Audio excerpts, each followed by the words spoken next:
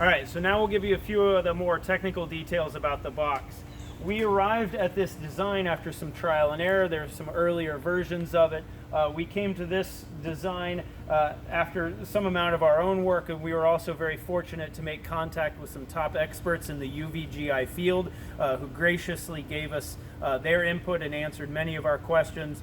We provide a whole page here on the site with a bibliography of the current research on UVGI in scientific peer-reviewed journals. You're going to want to take a look at that. The critical part is that if you get the technical details right, UVGI that research demonstrates can be very effective in killing coronavirus, and it's important to note also that it doesn't degrade the structural integrity of the mask quick enough for it to matter in a situation like this. With continued repeated cooks, you might get some issues with straps breaking, and there will eventually be some breakdown in the material, but there's established research on that, so go to the bibliography and look at those pages. You'll feel better about repeated treatment of the mask in the time frame that we have for the current pandemic.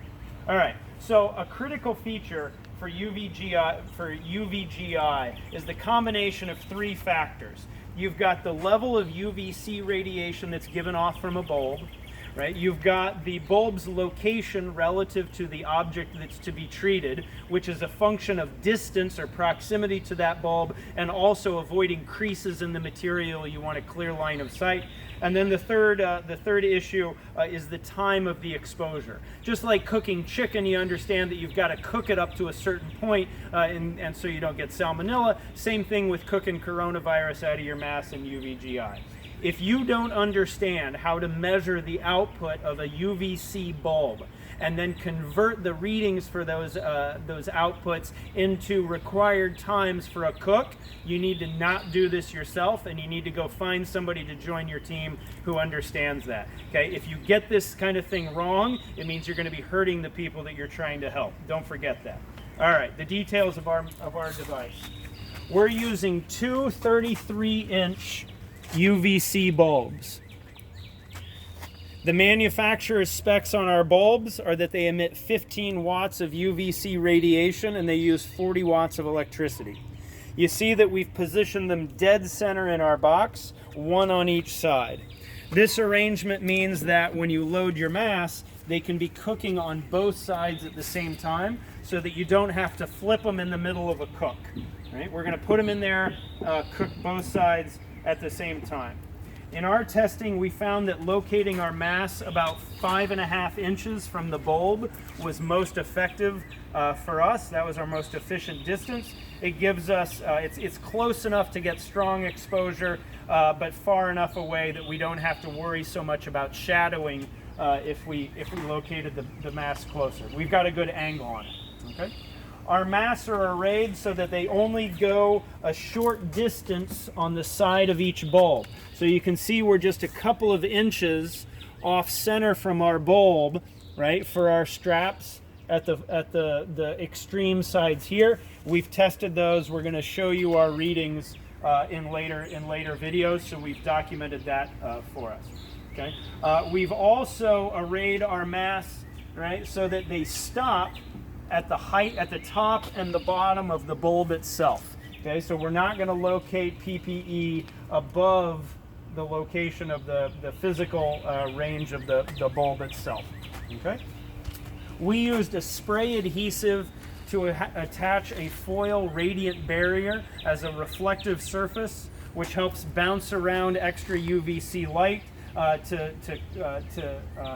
get PPE at multiple angles. This isn't a main effect. This is sort of an indirect secondary effect.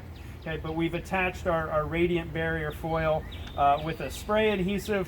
We bought one big roll of 48-inch radiant barrier foil from our local building supply store. It's which is nice because it's a very strong material. Since it's already 44 inches, it's easy to work with. Right? It's important to note that you should not use stainless steel as a reflective surface. We give you some citations on the website to explain why stainless steel is a poor reflectant. All right?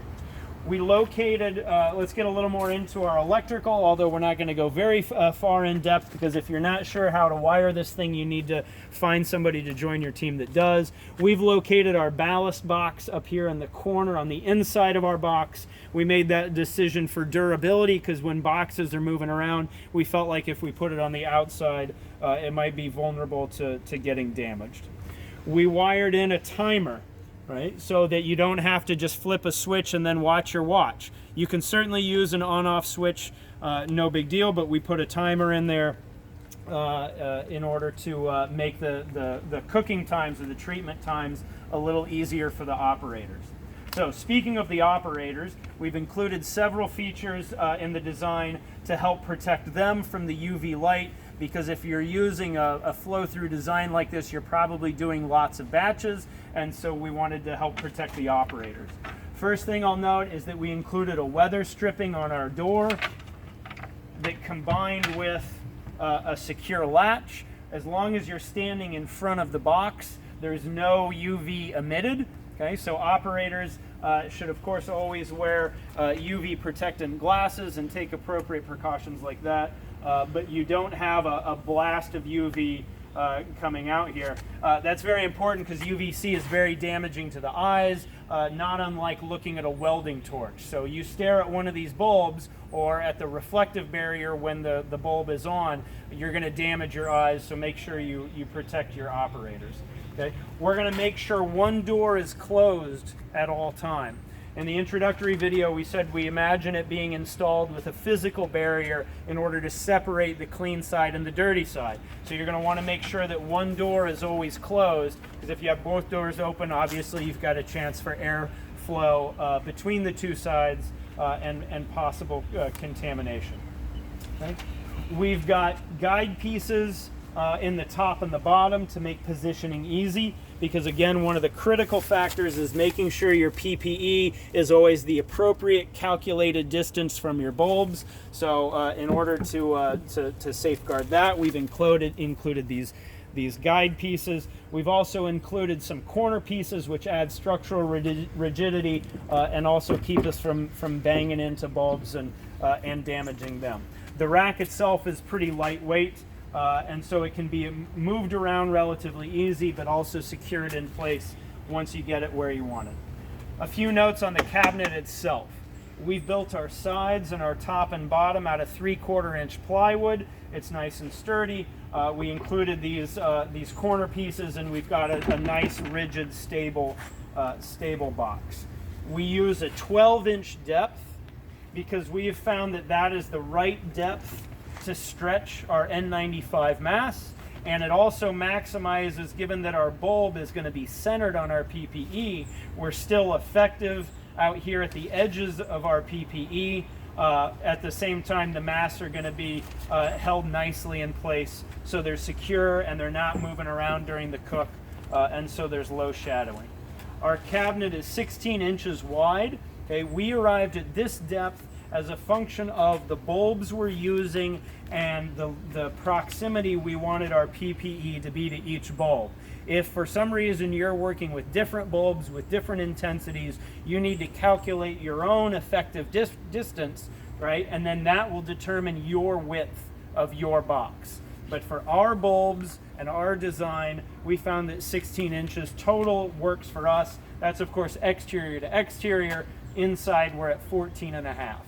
We've also included a calculation, or included in our measurements, the height of our mounting brackets for our bulb. Okay, we wanted to be 5.5 inches from the center of our PPE to our bulb. So we we included the distance, or the width of our mounting hardware plus the width of our plywood in order to get our total box.